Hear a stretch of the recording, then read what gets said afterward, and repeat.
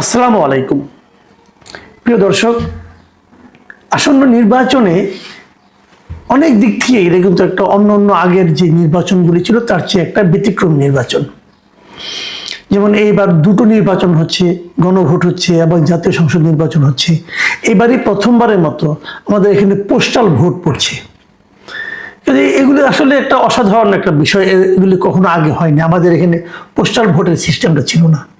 এখন এই postal vote নিয়ে কিন্তু নানা ধরনের মানুষের মধ্যে বিভ্রান্তি এবং মানুষের মধ্যে এক ধরনের সন্দেহ তৈরি হয়েছে, বেশ স্ক্যান্ডালও কিন্তু হয়েছে। আপনারা জানেন যে পোস্টাল ভোট জিনিসটা কি, সেটা আগে একটু বলে নিই। সবাই জানেন, তবু আমি আরেকবার বলি যে ভোটের দিন সশরীরে অনেকে ভোট দিতে পারেন না, বিভিন্ন কারণেই পারেন না।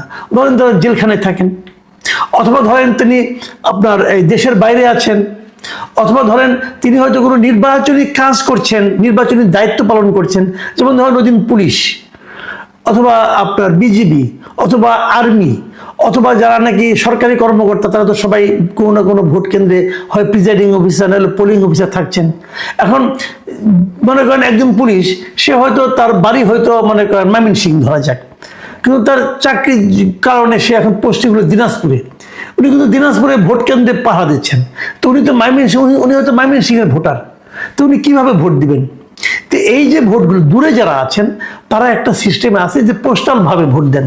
মানে তাদের কাছে আগেই নির্বাচন কমিশন একটা ব্যালট পেপার পাঠিয়ে দেন তার এলাকার, সেই ব্যালট পেপারে তারা ওখানে সিল দেন অথবা টিক চিহ্ন দেন, দিয়ে ওইটা আবার সিলগালা করে পাঠিয়ে আবার ইলেকশন কমিশনের কাছে পাঠিয়ে দেন। তো ইলেকশন কমিশন ওটা খুলে দেখেন যে কিভাবে ভোটটা আছে, এবং যার যার আসনের তার আসনের যে অন্য ভোট আছে সেগুলোর সঙ্গে যোগ করেন, এইভাবে করেন। এবং এই কাজটা করতে হয় কি, এই ভোটটা আসতে হয় যখন তারা আগে ওই ইলেকশনে যে ভোটগুলি যেদিন গুনবেন ওই দিনের মধ্যে আসতে হবে, ওই দিনের আগে আসতে হবে। তাহলে ওইগুলো আবার তারা ওই সেন্টারে পাঠিয়ে দিচ্ছেন, দিয়ে তারপরে ওনারা ওই ভোটগুলিকে হিসাবের মধ্যে নেন। এভাবেই তারা একজনকে নির্বাচিত করেন অথবা করেন না। কিন্তু প্রত্যেকটা ভোটারের একটা শান্তি থাকে যে আমার ভোটটা তাহলে কাউন্ট হলো। এটা দাবিটা অনেকদিন আগের থেকে ছিল, কিন্তু এই দাবিটা এবারই প্রথম পূরণ হচ্ছে পোস্টাল ভোট। এখন বিদেশে যে পোস্টাল ভোটগুলি গিয়েছে, আপনারা জানেন এর মধ্যে বেশ এগুলো নিয়ে স্ক্যান্ডাল হয়েছে। একাধিক মধ্যপ্রাচ্যের একাধিক দেশে দেখা গেছে যেগুলো যার যার ঠিকানায় যাওয়ার কথা, কিন্তু তার ঠিকানায় আর পৌঁছতেছে না। পৌঁছতেছে এক জায়গায়, পৌঁছছে এক জায়গায় হয়তো 100-150 ভোট একটা ঠিকানায় গেছে, ওইখান থেকে যার যারটা নিয়ে যাচ্ছে, অথবা কেউ ওখানে বসে পূরণ করতে বলা হচ্ছে। কোনো একটা পলিটিক্যাল পার্টির কর্মী হয়তো তাদের কাছে গিয়েছে। এই ধরনের নানা ধরনের স্ক্যান্ডাল কিন্তু আমরা দেখেছি। এর বাইরে আরেকটা যে কাজ ঘটেছে সেটা হলো দেশে যারা পোস্টাল ভোট পেয়েছে, যারা নাকি সরকারি চাকরি করেন, অথবা যারা সশস্ত্র বাহিনীতে চাকরি করেন, যারা পুলিশে চাকরি করেন, তো এরাও কিন্তু পোস্টাল ভোট দিচ্ছে। এদের কাছে অলরেডি পোস্টাল ভোট গিয়েছে। এটা কিভাবে গিয়েছে সেটাও আমি বলি। তারা আগে একটা অ্যাপ ছিল সরকারের, সেই অ্যাপের মাধ্যমে তারা ওই নাম নিবন্ধন করেছে। আগে এটার নাম ছিল পোস্টাল ভোট বিডি, এরকম একটা অ্যাপ তৈরি করেছিল। সেই অ্যাপের মাধ্যমে যার যার নাম রেজিস্ট্রেশন করার পর তারপর তাদের ঠিকানায় একটা করে ব্যালট পেপার গিয়েছে। আমার কাছে গত 2 দিনে বেশ কয়েকজন অভিযোগ করেছেন, যারা নাকি দেশের মধ্যে আছেন, অভিযোগ করেছেন যে তারা এই পোস্টাল ব্যালটটা নিয়ে বেশ টেনশনে আছেন। তো আমি বললাম, ভাই কেন, আপনার টেনশনটা কেন? তো ওনারা বললেন যে আমার কাছে যে কাগজটা, যে খামটা পাঠিয়েছে নির্বাচন কমিশনের পক্ষ থেকে, সেই খামের মধ্যে যে কাগজগুলো আছে সেগুলোর মধ্যে আমি যদি পূরণ করতে যাই তাহলে আমার পরিচয়টা প্রকাশ হয়ে যেতে পারে। তাহলে তার আগে আমি বলি তাদের কাছে কি কি পাঠানো হয়েছে। আমাকে 2 জন লোক অলরেডি পাঠিয়েছেন, তাদের পুরো ফর্মটা পাঠিয়েছেন, কিভাবে কি হয়েছে না আমি আপনাদের দেখাই। প্রথমে একটা খামের মধ্যে, নির্বাচন কমিশনের একটা খামের মধ্যে ওনাদের কাছে একটা ব্যালট পেপার গিয়েছে, মানে একটা খাম গিয়েছে। ওই খামটা খুললে পর তার ভেতর থেকে একটা আপনার একটু পিঙ্ক কালারের একটা ব্যালট পেয়েছে, এবং ওটার মধ্যে গণভোট লেখা। এরকম আপনারা দেখেন এই গণভোট, এখানে হ্যাঁ অথবা না লিখতে হবে। এখানে 4টা অপশন দেওয়া, প্রশ্ন দেওয়া আছে। এই 4টা প্রশ্নের একটাই হ্যাঁ হবে, অথবা না দিলে একটাই না দিতে হবে। না দিলে আপনি এগুলি একটাও পাবেন না, হ্যাঁ দিলে যেগুলো আপনি এর মধ্যে চান না সেটাও আপনাকে পাবেন, সব আপনি পাবেন। এই হলো গণভোটের ব্যালট পেপার। যাকে এটা নিয়ে অনেক আলোচনা করেছে, এটা নিয়ে আলোচনা করতে চাই না। তারপরে যেটা রয়েছে, যেটা ব্যালট পেপার রয়েছে, এই ব্যালট পেপারের মধ্যে আপনার এখানে উনি যে এলাকার আপনার ভোটার, সে এলাকার প্রার্থীদের মানে আপনার একটা প্রতীক আছে এবং নামও আছে। বাট এখানে নিরাপত্তার স্বার্থে আমি ওই সবগুলো মানে এমনভাবে এটা দেখাচ্ছি আপনাদেরকে, যাতে নাকি ওই ক্রমিক নাম্বারটা আপনারা না দেখেন এবং ওনার নামগুলিও না দেখেন, যাতে আপনি বুঝতে না পারেন যেটা কে পাঠিয়ে যেত বা কোন এলাকার ভোটার, সেই জন্য বুঝতে না পারেন। এই জন্য আমি এরকম আপনার নমুনাটা দেখালাম কেবল। এবং তারপর যেটা পেজটা আছে, এটাকে বলা হচ্ছে যে একটা মানে আপনার ঘোষণার মতো।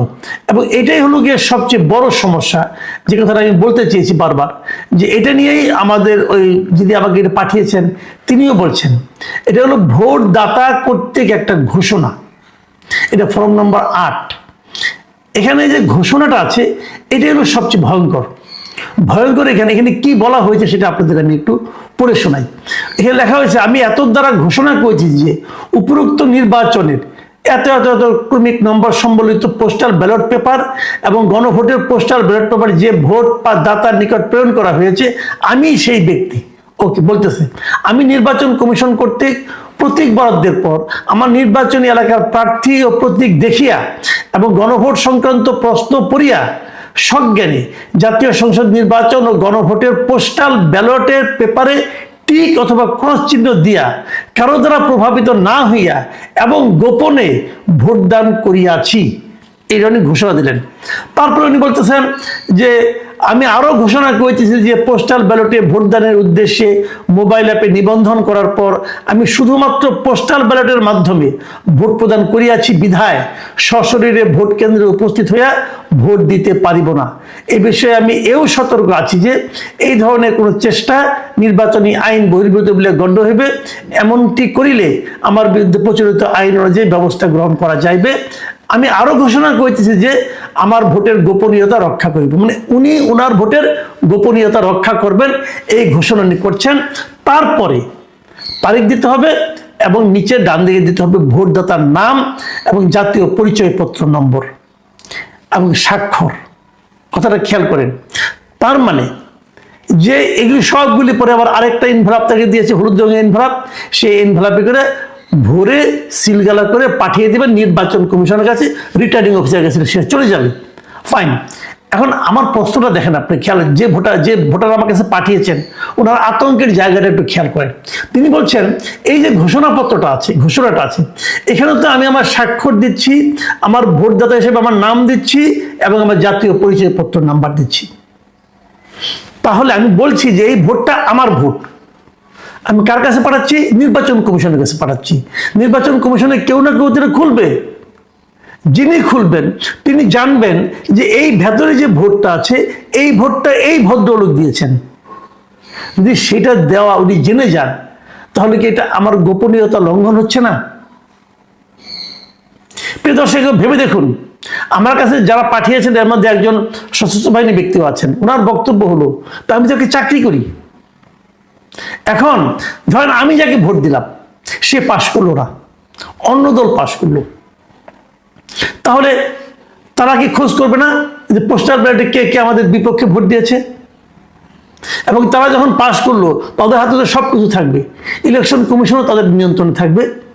তারা যদি ইলেকশন কমিশনের কাছে চায় যে পোস্টাল ব্যালটে এই সরকারি কর্মকর্তা কর্মচারীদের মধ্যে কে কে আমাকে ভোট দেয় নাই তাদের একটা তালিকা তুমি পাঠাও, আপনি তো বলবেন ইলেকশন কমিশন সেটা পাঠাতে বাধ্য না। হ্যাঁ, বাধ্য না, কিন্তু আমি তো বলি বাংলাদেশের যে প্র্যাকটিস, বাংলাদেশের যে কালচার, সেখানে তো তারা আরো আগে ভাগে পাঠাবে যে আমি কত অনুগত আপনার, দেখেন সব তথ্য আপনাকে দিয়ে দিচ্ছি, এটা তো করবে।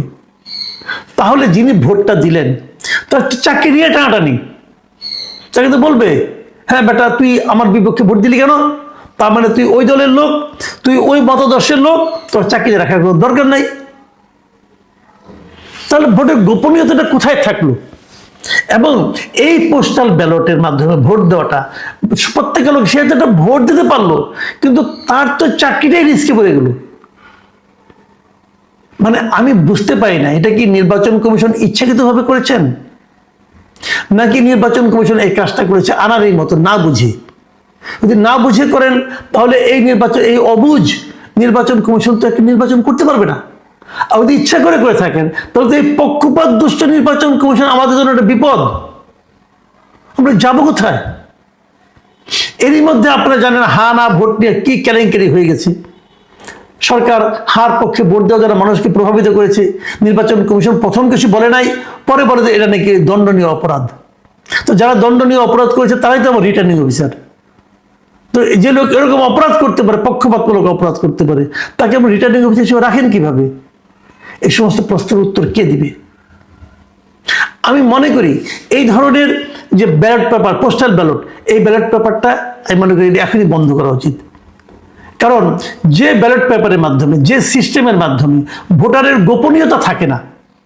দেখুন আপনারা ভাবুন একবার, যখন আপনি ব্যক্তিগতভাবে যখন ভোট দিতে যান, আপনাকে কিন্তু মুড়িটা ছিঁড়ে আপনাকে দেওয়া হয়, যেটার মধ্যে আপনি সিল মারেন, ওটার আশেপাশে কোথাও আপনার নাম নাম্বার কিচ্ছু নেই। ওটা নিয়ে আপনি ব্যালট বাক্সের মধ্যে ঢুকাই দেন।